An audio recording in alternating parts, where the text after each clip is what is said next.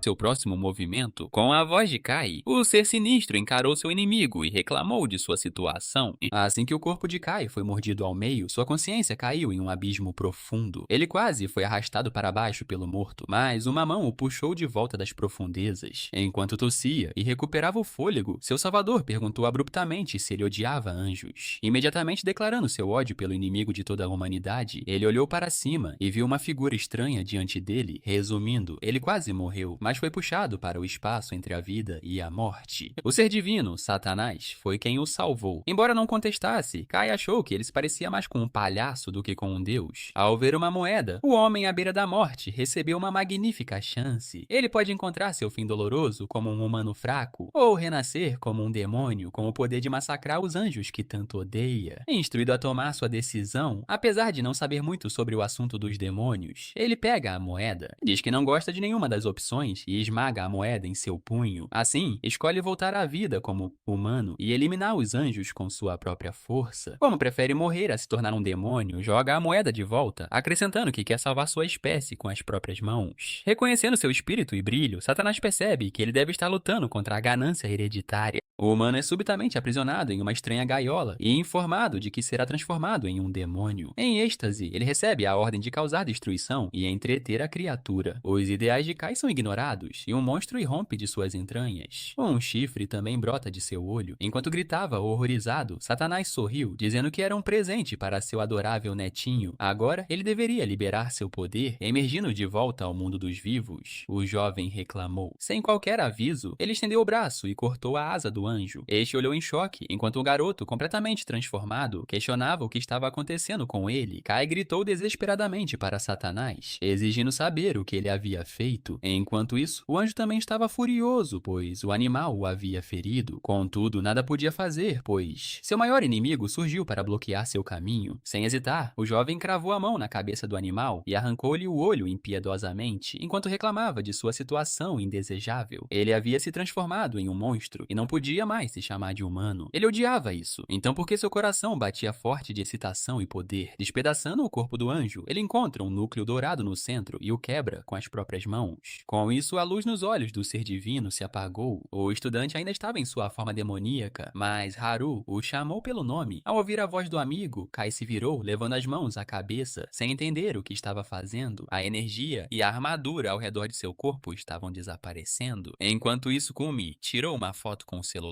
Com uma expressão nunca vista antes, ela confirmou suas suspeitas. Depois de dizer que valeu a pena segui-lo, a garota saiu abruptamente. Ela desceu as escadas correndo, observando como ele havia matado um anjo com força bruta e sem contrato. Recrutá-lo para sua equipe era imprescindível, e ela invocou seu monstro de contrato, Gura, para concordar e servir como sua montaria. Dito isso, alguém que ela vinha humilhando tanto poderia não aceitar seu convite. Chamada por seu companheiro, a garota se contorceu no ar e ficou vermelha, dizendo para ele não trazer à tona situações tão embaraçosas. Se não fosse pelo contrato, ela jamais teria dito tais coisas para ele. Certa de que ele gostava dela o suficiente para deixar passar, ela ficou ainda mais envergonhada. Nesse ritmo, era só uma questão de tempo, até que sua verdadeira identidade fosse revelada. De volta ao santuário, Kai puxa o amigo sem expressão, dizendo que só comeu em algum lugar para ir embora. Ele pretende denunciar o caso do anjo à polícia, mas isso só o faria ser ridicularizado. Determinado, o garoto argumenta que eles têm o corpo e as provas, mas quase todos na cidade veem os anjos como salvadores que reconstruíram Tóquio das ruínas. Ninguém acreditaria neles, e eles simplesmente tiveram que ir embora por enquanto. Como já estava escuro, eles poderiam se esconder em algum lugar antes de voltar para casa pela manhã. A manhã chegou sem problemas, e os anjos estavam circulando, realizando bênçãos como sempre faziam. A diferença é que Haru agora sabia mais do que os outros. Kai o chamou com um grande sorriso e um aceno. Que bom que ele está bem. Então o amigo dele pergunta se ele notou alguma mudança em seu corpo desde então. O jovem pergunta do do que ele está falando e, sarcasticamente, continua falando sobre ter esquecido como foi devorado por um anjo e transformado em um monstro. Não havia como ele esquecer, e aceitar isso também não era fácil. Dito isso, Haru ainda não sabe como acabou daquele jeito. Kai estremece ao se lembrar da dolorosa memória e diz que nem quer falar sobre isso. Infelizmente, o garoto estava determinado a entender a causa, então concorda em explicar sob uma condição. Um anjo com olhos pequenos voou perigosamente perto deles. Com tantos inimigos, ele preferia que conversassem na escola. Os dois vão para uma sala de aula isolada, onde Kai conta toda a história de seu encontro com Satanás Haru. Tinha dificuldade em acreditar na mera ideia de um demônio com aparência de palhaço no espaço entre a vida e a morte. Anjos devoradores de homens já eram problemáticos o suficiente, e agora eles também tinham que lidar com demônios. Kumi de repente se junta à conversa, sentando-se na janela e dizendo que é natural. Ela reclama por ter sido deixada de lado depois de compartilharem um segredo ontem. Eles estavam no terceiro andar, então perguntam como ela os encontrou e chegou lá, como se fosse a coisa mais normal do mundo. Ela diz que seguiu o cheiro de Kai e subiu. Afinal, ela consegue sentir o cheiro de um demônio a quilômetros de distância, já que é do mesmo tipo. Suas palavras imediatamente deixam os dois garotos em alerta, mas ela apenas sorri e se oferece para contar a verdade sobre anjos devoradores de homens e demônios. Dada a reação deles à Gura, Kumi explica que ele é um demônio com quem ela tem um contrato. Kai se aproxima e pergunta rudemente se ele também come humanos. Deixando o assunto de lado, ele explica que seres como ele consomem apenas a paixão de uma pessoa e não têm o menor interesse em carne. Paixão é energia criada a partir do atrito emocional e surge naturalmente quando alguém sente algo intensamente. Conforme o contrato, Kumi fornece a paixão de Gura e ela recebe poder em troca. Anjos evoluem comendo carne, então demônios se unem a humanos para impedir que a humanidade e a paixão desapareçam. Com isso, Haru confirma que o anjo de ontem estava falando a verdade, Kai. Então argumenta que não se lembra de ter feito um contrato.